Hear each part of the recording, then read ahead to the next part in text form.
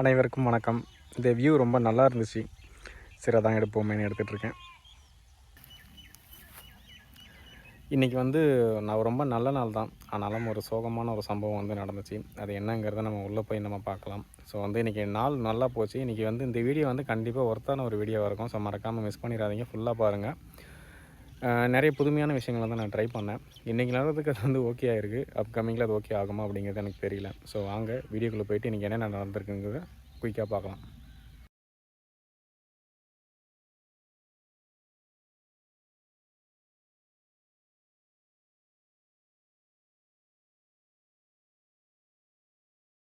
வணக்கம்.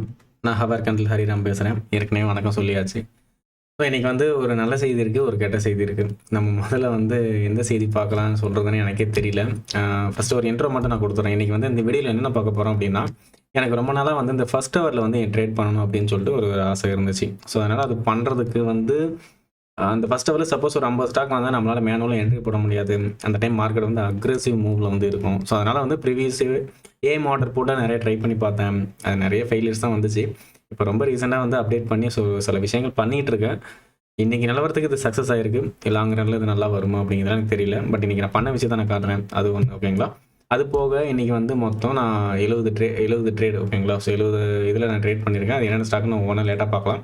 அதுக்கடுத்து இந்த போட்டிருக்கு பார்த்தீங்களா ஒரு நோட்டிஃபிகேஷன், ஒரு ஸ்டாக் மட்டும் எனக்கு ஆக்ஷனில் மாட்டிக்கிச்சு. அது என்னுடைய எரர் இல்லைன்னு நான் சொல்லி தப்பிச்சிக்கலாம். பட் இருந்தாலும் அது என்ன நடந்துச்சு அப்படிங்கிறத நான் டீப்பராக நான் உள்ளே போய் நான் சொல்கிறேன். இப்போ நம்ம காலையில் என்ன நடந்துச்சு அப்படிங்கிறத மார்க்கெட் ஓப்பன் ஆனதில் நான் ரெக்கார்ட் பண்ணி வச்சுருக்கேன். ஸோ அது உள்ளே போய் நம்ம பார்த்துடலாம் ஓகேங்களா.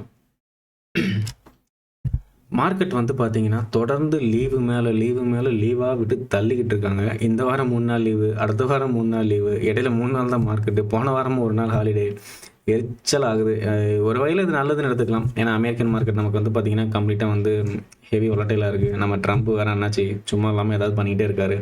சைனா வார் அது இதுன்னு சொல்லிட்டு ஏகப்பட்ட டென்ஷன்ஸ். ஸோ நமக்கு நார்மல் மார்க்கெட்டே கிடைக்கிறது இல்லை. அதில் இந்த லீவ் வேறு வந்துடுது. ஸோ ஒரே டென்ஷன் மேலே டென்ஷன் தான். பட் ஓகே, இப்போ நம்ம விஷயத்துக்கு வந்துடலாம். நான் இப்போ என்ன பண்ணேன்னா 3 நாள் லீவ் இருந்துச்சு. ஸோ இந்த லீவ் ஏதாவது உருப்படியாக பண்ணணும்னு சொல்லிட்டு என்ன பண்ணேன்னா, மொத்தமே கூட்டி கழிச்சு பார்த்தோன்னா ஒரு 1300 ஸ்டாக் தான் நமக்கு இருக்கும். நம்ம F&O ஸ்டாக்ஸ் தவிர நம்ம ட்ரேட் பண்ண போகிற ஸ்டாக்கு, அந்த ஸ்டாக் எல்லாமே ஆட் பண்ணிவிட்டு என்னால் ஓரளவுக்கு ஃபைண்ட் அவுட் பண்ண முடியும் நாளைக்கு மார்க்கெட்டில் என்ன நடக்குது அப்படிங்கிறத. ஸோ மேனுவலாக பார்த்தீங்கன்னா நான் சார்ட் ஒவ்வொரு ஸ்டாக்கை உட்காந்து போட்டு ஒரு 190 ஸ்டாக் மணியாக செலக்ட் பண்ணி வச்சுருந்தேன். அதில் என்ன சொல்கிறதுனா, எப்படியும் ஒரு 50 ஸ்டாக் தான் நமக்கு ட்ரிகர் ஆகும்னு பார்த்தா 190 ஸ்டாக்குமே ட்ரிகர் ஆகிருக்கு. ஆனால் வாங்கிறதுக்கு ஃபண்ட் இல்லை. ஸோ அப்படிங்கும்போது நமக்கு ட்ரேட் ஆட்டோமேட்டிக்காக பார்த்தீங்கன்னா நான் பார்த்த வேலைகளை பாதி வேஸ்ட்டாக தான் போச்சு. பட் ஒரு நல்ல எக்ஸ்பீரியன்ஸ்னு நான் நினச்சிக்கிட்டேன் ஓகேங்களா. இப்போ என்ன நடந்திருக்கு, ரெக்கார்ட் பண்ண வீடியோ தான் அது. மார்க்கெட் இந்த 190 ஸ்டாக் இருக்குது பார்த்தீங்களா, இதுதான் இப்போ 9:15க்கு நமக்கு பிளேஸ் ஆக போகுது. 9:15 1க்கு ஒரு 48 ட்ரிகர் ஆனால் எப்படி இருக்கும். ஸோ அதுதான் நடந்துச்சு. நீங்கள் பொதுவாக நான் டே எண்டில் மொத்தமாக செலக்ட் பண்ணி அந்த க்ளோஸ் பண்ணுறது நீங்கள் பார்த்துருப்பீங்க. பட் காலையில் ஓப்பனிங்லேயே அந்த மாதிரி பிளேஸ் ஆனால் எப்படி இருக்கும். ஸோ அதுதான் இப்போ நீங்கள் பார்க்க போகிறீங்க. ஓகே, 14:30 ஒரு 30 செகண்ட் இருக்குது ஓகேங்களா. இப்போ இதில் பார்த்தீங்கன்னா, ஆனால் பயங்கரமாக டயர்ட் ஆகுதுங்க. மேனுவலாக பண்ணுறதுங்கிறது ரொம்ப ரொம்ப கஷ்டம். நான் இப்போ இன்றைக்கெலாம் என்னால் பண்ண முடியுமான்னு தெரியல. 3 நாள் உட்காந்து நான் ரெடி பண்ணிட்டேன். பட் இன்றைக்கி உட்காந்து நம்ம மறுபடியும் ஃப்ரெஷ்ஷாக புதுசாக ஆரம்பிக்கணும்னா எனக்கு மைண்ட் அப்படியே ஸ்டக் ஆகி நிற்குது. ஏன்னா ஃபுல் டயர்டு. பகலில் மார்க்கெட்லேயே உட்காந்து ஒரு பதட்டத்தில் தான் உட்காந்து பார்க்க வேண்டியிருக்கு. இப்போ மணி 9:14:55. 9:15க்கு இப்போ என்ன நடக்குதுன்னு பாருங்கள் நீங்களே. இது ஏன்னா எனக்கே ஒரு புது எக்ஸ்பீரியன்ஸ் தான். ஸோ ஓப்பன் ஆயிடுச்சு. அங்கே பாருங்கள் சும்மா டக்குன்னு அது பாட்டுக்கு. இதில் என்னென்னா பை ஆர்டரு ப்ளஸ் அது போய் வாங்குறதுக்கு ஃபண்ட் இல்லை. ஸோ அவ்வளோ ஆர்டரும் பிளேஸ் ஆயிடுச்சு. ஸ்டாப் லாஸ் டார்கெட் எல்லாமே பிளேஸ் ஆயிடுச்சு. இதில் தான் நமக்கு அந்த சம்பவம் நடந்துச்சு. அந்த PGIL அப்படிங்கிற ஸ்டாக் பார்த்தீங்கன்னா காலையிலே அப்பர் சர்க்யூட். எனக்கு பை பண்ண ஏடிஓ ஆர்டர் இருக்குது பார்த்தீங்களா. ஸோ அதில் ஆர்டர் நான் ப்ளேஸ் பண்ணிட்டேன். பட் என்ன பிரச்சனை அப்படின்னா, இந்த ஹோல்டிங் இருக்குதுலாம் ஃபண்டை பிளாக் பண்ணிருச்சு. ஏன்னா ஒவ்வொன்றுமே 20K பையிங் வேல்யூ.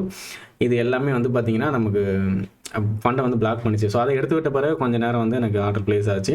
இந்த PGIL அப்படிங்கிற ஸ்டாக் என்ன நடந்துச்சு அப்படின்னா, பை பண்ணணும். பை பண்ணும்போது நம்ம ஸ்டாப் லாஸ் டார்கெட் ஏடிஓவில் போட்டுருவோம். பட் என்னன்னா பை ஆர்டர் எனக்கு ட்ரிகர் ஆகலை.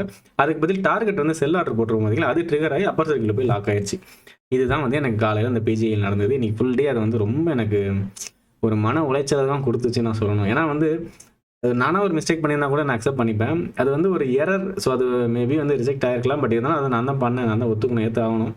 பட் இருந்தாலும் எனக்கு வந்து அது ஏற்றுக்கொள்ள மனமில்லை. ரொம்ப வந்து இன்னைக்கு ஒரு ஃபீலிங் டேவா தான் இருந்துச்சு. ஸோ அதனால வந்து ஃபுல் டேவும் அந்த எவ்வளவோ ஸ்டாக்குங்க கிரீன் போகுது, அப்பர் சர்க்யூட் போகுது. ஆனாலும் எனக்கு வந்து என்ன சொல்றது? அந்த ஒரு ஸ்டாக்ல தான் வந்து நான் மாட்டி முழிச்சுக்கிட்டு இருந்தேன். ஏன்னா வந்து இது மாரி மாட்டுனதில்ல. என் லைஃப்லயே ஃபர்ஸ்ட் டைம் நான் வந்து இப்ப தான் மாட்றேன். ஸோ வந்து காலையில அதுதான் நடந்துச்சு. ஸோ இங்க பாருங்க கிட்டத்தட்ட காலையிலேயே வந்து எவ்வளோ ஆர்டர் ட்ரிகர் ஆயிருக்கு. 32 ஆர்டர் பிளேஸ் ஆயிருச்சா? மணி வந்து 9:16 தான் ஆகுது. 36 ஆர்டர் பை பண்ணியிருக்கேன். அதுக்கடுத்து வந்து என்னன்னா, அவ்வளோ ஆர்டர் ரிஜெக்ட் ஆயிருக்கு. ஸோ அதில வேற டென்ஷனு. என்ன பண்ணேன்னே தெரியல. அது போக சைட்ல நமக்கு ரெகுலர் அலர்ட் வந்து அது ஒரு சைடு நான் பார்த்துக்கிட்டு இருக்கேன். என்ன பண்ணேன்னே தெரியலங்க. மொத்தத்துக்கு வந்து ஒரு ஒரு டென்ஷன் டேவா தான் இன்னைக்கு இருந்துச்சு. அந்த ஸ்டாக் மட்டும் இன்னைக்கு இல்லைன்னா, நான் ரொம்ப கூலா நான் ட்ரேட் பண்ணியிருப்பேன். ஸோ அதுக்கடுத்து இது எல்லாமே நான் ஃபுல்லா நீங்க ஓட்டி விட்டு பார்த்தீங்கன்னா, அது எங்கேயோ போய் நிக்கும். ஒவ்வொன்னா நான் வந்து பிளேஸ் பண்ணிக்கிட்டே இருக்கேன் ஆர்டர. ஸோ எல்லாமே வந்து சொன்ன மாரி ஃபர்ஸ்ட் ஹவர்ல வந்து நான் ஆர்டர் வந்து நான் பிளேஸ் பண்ணிட்டேன். இந்த பிஜேஎல் லாக் ஆயிருக்கு பார்த்தீங்க தெரியுதுங்களா? ஆனா நமக்கு வந்து செல்லிங். இத நான் ரொம்ப நேரம் கழிச்சு தான் நானே ஃபைண்ட் அவுட் பண்ணேன்.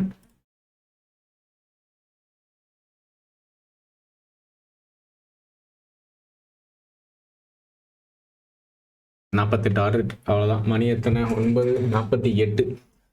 9:45க்குள்ள 48 ஆர்டர் வந்து பிளேஸ் பண்ணியாச்சு. இது மேனுவலா பண்ணணும்னா என்னால கண்டிப்பா பண்ண முடியாது. ஏன்னா வந்து நீங்க ஸ்ட்ராட்டஜிக்கலா ஸ்டாக்க ஃபைண்ட் அவுட் பண்ணணும். கரெக்ட்டா குவான்டிட்டி கால்குலேட் பண்ணணும். ஸ்டாப் லாஸ் டார்கெட் எல்லாமே பண்ணணும். பிளேஸ் பண்ணணும். அதான் மேட்ரு. ஸோ அப்படிங்கும்போது வந்து என்னால பண்ண முடியலை. இந்த ஸ்டாக் வந்து பை பண்ணி ஆக்ஷன்ல மாட்டினா கூட பிரச்சனை இல்ல. அத மாட்டாது. உங்களுக்கு வந்து டெலிவரி வந்துரும். செல் பண்ணி ஆக்ஷன்ல மாட்டிக்கிச்சுன்னா, அது வந்து பெரிய அமௌண்ட்னா ரொம்ப கஷ்டம். ஃபுல் ஃபண்ட் லாக் பண்ணுவாங்க. நான் ஏதோ எனக்கு வந்து கொஞ்சம் சின்ன அமௌண்ட்னால பிரச்சனை இல்ல தப்பிச்சுட்டேன். பெனால்டி வந்து ஹெவியா இருக்கும்.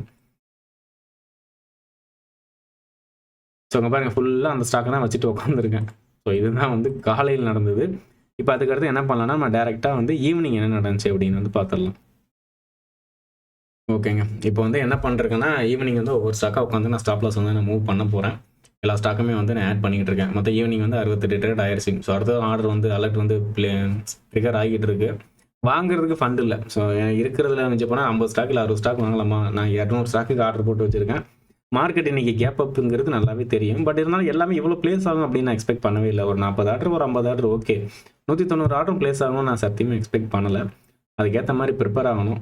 அக்கவுண்ட் சைஸ கொஞ்சம் இன்கிரீஸ் பண்ணணும். ஸோ வந்து இது எல்லாமே லைவ்ல இருக்குது. டே எண்ட் காலையில வாங்கி போட்டது ஈவினிங் வரைக்குமே வந்து நல்லாவே போச்சு. ஹவர் கேண்டில் பேசிஸ்ல இன்னைக்கு நெறைய ஸ்டாக் ரொம்ப சூப்பரா பெர்ஃபார்ம் பண்ணியிருக்கு. நான் பேசாம அமைதியா உட்கார்ந்து அதிலேயே ட்ரேட் பண்ணிட்டு இருந்திருக்கலாம். ஓகே. ஸோ இது வந்து நான் ஒவ்வொன்னா இப்போ வந்து நான் ஸ்டாப் லாஸ் மூவ் பண்ண போகிறேன். ஓகே. இப்போ வந்து நான் ஒவ்வொரு ஸ்டாக்கா இதுல காட்டுறேன் பாருங்க. நீங்களே பாருங்க.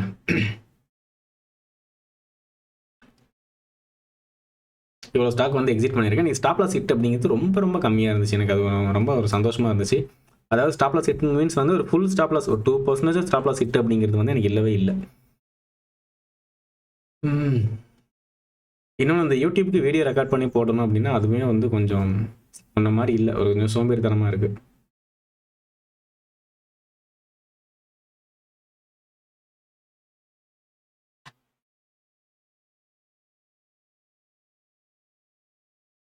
நான் அந்த ஸ்டாப் லாஸ் மூவ் பண்றத பார்த்துக்கிட்டு இருங்க. அதுக்குள்ள வைஃபை கட் ஆயிடுச்சு. கனெக்ட் பண்ணிட்டு வந்துடுறேன்.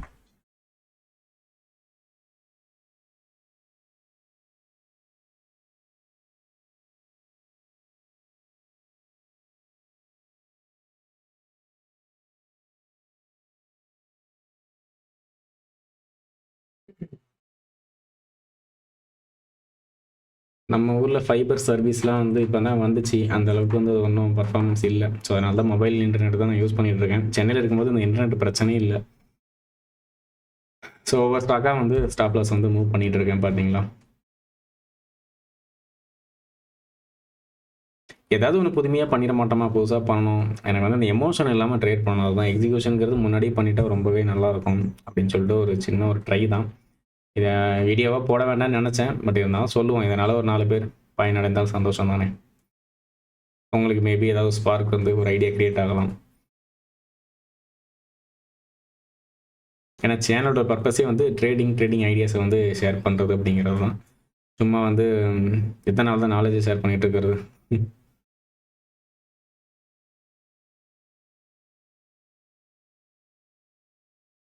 இந்த டிபி ரியாலிட்டி செம்ம பர்ஃபார்மன்ஸுங்க கடைசி நேரத்தில். 185 எனக்கு பிளேஸ் ஆகுது போது 187 வந்து பிளேஸ் ஆச்சு ஆர்டரு. இதுவுமே என்ஜினியர்ஸ் இந்தியா ஒரு நல்ல ஒரு மூவ் தான். பட் வந்து பெர்சன்டேஜ் கம்மி தான். But okay, acceptable. மழை வேற வர மாதிரி இருக்கு வெளியில.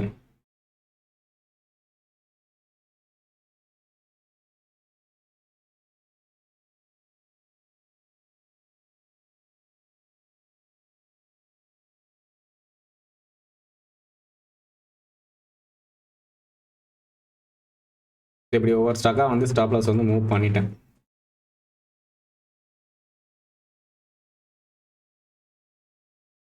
இப்போ கடைசியில் என்ன பண்ணியிருக்கேன்னு பார்த்துடலாம்.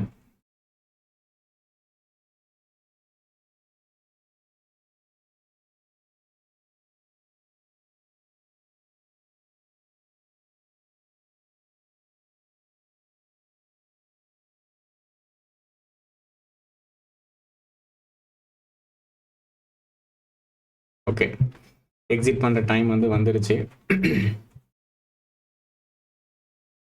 ஆனால் மார்க்கெட் இன்னைக்கு ரொம்ப செம ஸ்டேபிளாக நின்றுச்சு. எனக்கு அது பயங்கர ஆச்சரியமாக இருந்துச்சு. கொஞ்சம் கூட வந்து மேலே கீழேன்னு இல்லாமல் இந்த 2% பிடிச்சிக்கு நின்ட்டான். ரொம்பவே நல்லா இருந்துச்சு.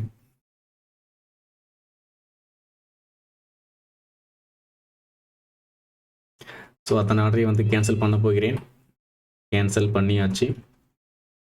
இது வந்து நான் ப்ரீ ரெக்கார்டட் வீடியோ. ஸோ அதனால தான் நான் வந்து ஜாலியாக எதுவுமே தொடலை. அது பாட்டுக்கு வீடியோ ஓடிட்டுருக்கேன், நான் பாட்டுக்கு வாய்ஸ் கொடுத்துட்ருக்கேன். ஸோ ஸ்டாக் வந்து பார்த்தீங்கன்னா எக்ஸிட் பண்ணுறேன். அவ்வளோ ஸ்டாக் வந்து எக்ஸிட் பண்ணியாச்சு. இப்போ நம்ம உள்ளே போயிட்டு மிச்சத்தை பார்த்துடலாம்.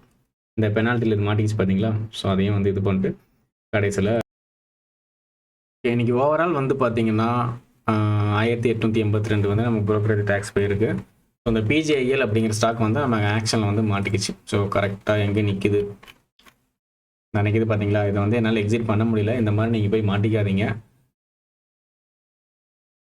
ஸோ இது எல்லாமே நம்ம வந்து இன்னைக்கு ப்ராஃபிட் பண்ண ஸ்டாக்கு. ஒரு 10 ஸ்டாக் மட்டும் பார்க்கலாம். So Inox green, Genesys, UCL, Paradeep, இடிஎல், டிபி ரியாலிட்டி, எஸ்டபிள்யூ, சோலார், அப்புறமா வந்து பார்த்தீங்கன்னா ஆஸ்ட்ரேசன். அவ்வளோதான், போதும். இதுக்கு அடுத்து நான் உங்களுக்கு ஸ்டாக் கூட காமிச்சிடுறேன். ஃபர்ஸ்ட் இந்த ஸ்டாக் லிஸ்ட்டை பார்த்துருங்க. அதுக்கடுத்து நம்ம அதோட பர்ஃபார்மன்ஸ் அப்புறம் பார்க்கலாம்.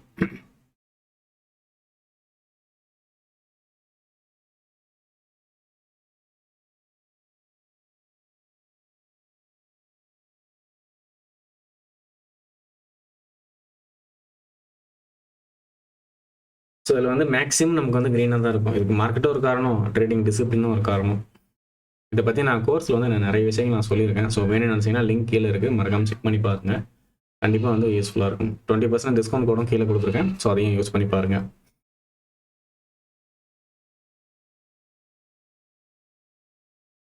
ட்ரேட் இல்லை, அதான் மெதுவாக போகுது. இந்த பிஜிஐஎல் மட்டும் இன்றைக்கி மாட்டேன்னா நான் செம்ம ஹாப்பியாக இருந்திருப்பேன். ரொம்ப காலையிலேருந்து டிப்ரெஷன் ஆகிட்டாங்க. ஸோ ஓவரால் வந்து பார்த்தீங்கன்னா 18,880 வந்து நான் ப்ராஃபிட் பண்ணியிருக்கேன். இதில் வந்து 30 தான் காட்டும் பர்ஃபார்மன்ஸு. இப்போ நம்ம வந்து அந்த ஸ்டாக்கை மட்டும் நம்ம குயிக்காக பார்த்துட்டு வீடியோ வந்து எண்ட் பண்ணிக்கலாம். டைம் ரொம்ப போயிட்டு இருக்குன்னு நினைக்கிறேன். ஸோ நியூலாம் இல்லை, நம்ம ஹவர் கேண்டில் பர்ஃபார்மன்ஸ் நல்லாயிருக்கா? ஸோ அடுத்து கோல்டியம், இதுவும் வந்து பார்த்தீங்கன்னா காலையில் ஃபஸ்ட் ஹவர் கேப் அப்பு. இது ஹவர் கேண்டில் பேசிஸில் பெருசாக ரிட்டர்ன் வந்திருக்காது. ஸோ அது கேஎஸ்எல் ஒரு நல்ல பர்ஃபார்மன்ஸு. அடுத்து வந்து ஐநாக்ஸ் கிரீன் காலையிலே ஃபஸ்ட் ஹவர்லேயே முடிச்சிட்டாங்க. பட் நான் என்ட்ரி எடுத்துட்டேன். ஸோ இது வந்து பார்த்தீங்கன்னா டார்கெட் ஹிட்டு. அடுத்து பிஓசிஎல் டார்கெட் ஹிட்டு, செம்ம பர்ஃபார்மன்ஸ் பார்த்தீங்களா? அதுக்கடுத்து பாராதீப் சூப்பர் பர்ஃபார்மன்ஸ் நேரத்தில் எனக்கு டாப்ல சீட் ஆச்சு மாதிரி நான் நினச்சி உள்ளே போய் வந்து டார்கெட் ஹிட்டு. அடுத்து பிடிஎல் ஒரு நல்ல பர்ஃபார்மன்ஸு. டிபி ரியாலிட்டி எனக்கு ரொம்ப சரியான ஷாக்கு. ஏன்னா 185 என்ட்ரி போட்டிருந்தேன், 187 தான் எனக்கு என்ட்ரி விழுந்தது. அதுக்கடுத்து வந்து போய் டார்கெட் ஹிட் ஆச்சு. ஸோ அடுத்து SW solar first hour performance தான். ஆஸ்ட்ராசன் ஃபர்ஸ்ட் ஹவர் பர்ஃபார்மன்ஸ் தான். ஓவரால் வந்து இன்றைக்கி இதுதான் நான் வந்து பண்ணது. ஓகேங்களா? இப்போ வந்து என்னென்னா நமக்கு பெனால்ட்டி அதுக்குள்ளே போய் மாட்டிக்கிச்சு. அதனால் வந்து யாரும் அந்த தவறை வந்து பண்ணி விடாதீர்கள். நான் வந்து என்னன்னா எனக்கு வந்து இப்போ ஏடிஓ ஆர்டர் ஒன்று போடுறோம்னா அதே பிஓசிஎல் நான் போட்டு காட்டுறேன். பிஓசிஎல் பிஜிஐஎல் இப்போ வந்து நான் என்னன்னா ஆர்டர் போடும்போது வந்து நான் என்னால் வரமாட்டேங்க. சிஸ்டம் ஹேங் ஆயிடுச்சா? சிஸ்டம் ஹேங் ஆயிடுச்சுன்னு நினைக்கிறேன். ஓகே, இப்போ என்னன்னா நான் ஆர்டர் பிளேஸ் பண்ணும்போதே வந்து பார்த்தீங்கன்னா ஃபர்ஸ்ட் பை ஆர்டர் போடுவேன், அடுத்து ஸ்டாப் லாஸ், டார்கெட் இப்படி ரெண்டுமே போடும்போது என்ன ஆகுதுன்னா பை ஆர்டர் வந்து நமக்கு பிளேஸ் ஆகுது. டைரக்டா வந்து அந்த டார்கெட் வந்து செல் ஆர்டர் நம்ம போட்டு வச்சிருப்போம். அது போய் ஹிட் ஆகி அது வந்து அப்பர் சர்க்யூட் பிளேஸ்ல போய் நமக்கு வந்து பிளேஸ் ஆயிடுச்சு.